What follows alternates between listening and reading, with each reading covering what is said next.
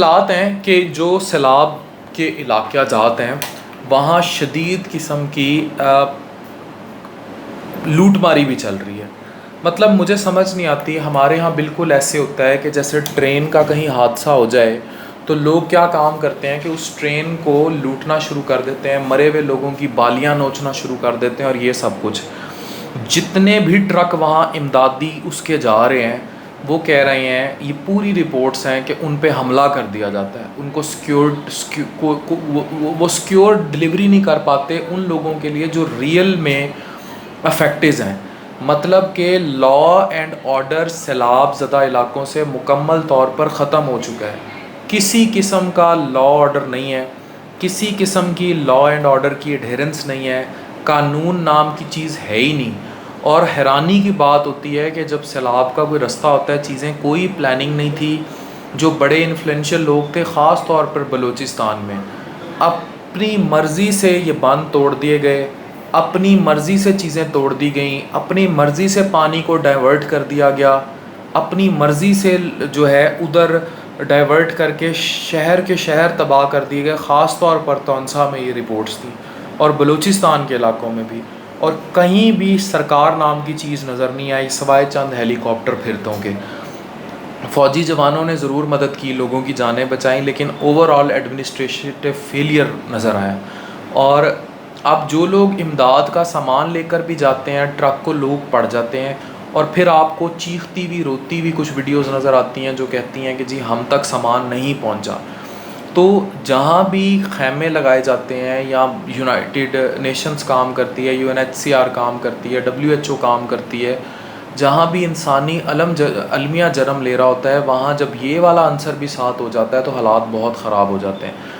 तो यकीनी तौर पर एक बहुत बड़े इंसानी अलमिया ने जन्म लिया है उन सैलाब ज़दगान इलाक़ों में।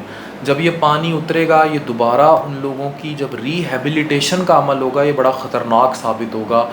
स्पेशली अगर एटीट्यूड ये है सरकार का भी, लॉ एंड ऑर्डर कानून का ना होने का भी, और उन लोगों का भी, इवन उन इमदादी ट्रक से लूट के उस सामान को बेच दिया जाता है। तो ये कौन कर रहा है, ये कैसे हो रहा है? वही जो सामान है वो लूटा हुआ वापस आ रहा है उन इलाक़ों में दोबारा बिकने के लिए। फॉर एग्ज़ाम्पल अगर मुल्तान से इमदाद गई है तो ट्रक लूटा जाएगा और वो वापस किसी यूटिलिटी स्टोर या उस पर पहुंचा दिया जाएगा, बेच दिया जाएगा उस सामान को। तो ये तभी होता है अगर तरसील में अब लोग अपनी तौर आप पे। अच्छा, अब एक और जो चीज़ हो रही है जो कि गलत हो रही है, लोग अपने बैंक अकाउंट्स दे रहे हैं कि हम आएँ जी इस पे इमदाद भेज दें।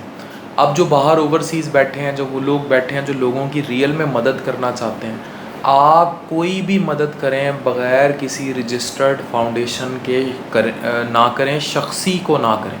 मतलब ईदी के जो रिलीफ़ फ़ंड्स हैं, JDC के हैं, या जो रिनाउंड, जो आपको पता है रिलीफ़ वर्क में इन्वॉल्व हैं, इमरान खान साहब के अगर कोई रिलीफ़ फाउंड उन्हें अनाउंस कर देना चाहिए, जो रिलीफ़ अगर कोई बनता है, या जो और भी कोई सरकार की जो मौजूदा सरकार है उसकी तरफ से भी कोई ट्रस्ट फ़ंड आता है कि जी हमें यहाँ सैलाब ज़दगान की इमदाद के वहाँ भेजें।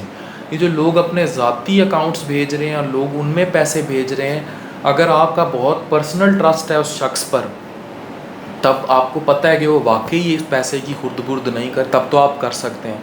अदरवाइज़ अनयूजुअली बंदों के नाम से अकाउंट्स पे पैसों की ट्रांजैक्शन करना और पैसों को भेज देना, और वो सारी इमदाद जो कि लोगों तक पहुंच जानी चाहिए उस इमदाद को ज़ाया कर देना, ये सैलाब ज़दगान के लिए कितना बड़ा नुकसान है। तो एक तो जुल्म सैलाब कर रहा है, दूसरा जुल्म इंसानों का सैलाब कर रहा है। डॉक्टर फ़ान कैसर साइन।